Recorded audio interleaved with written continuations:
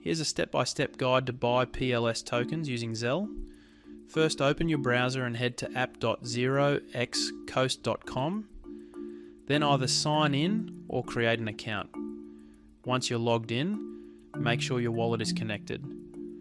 Find and click the Deposit and Withdraw tab on the left.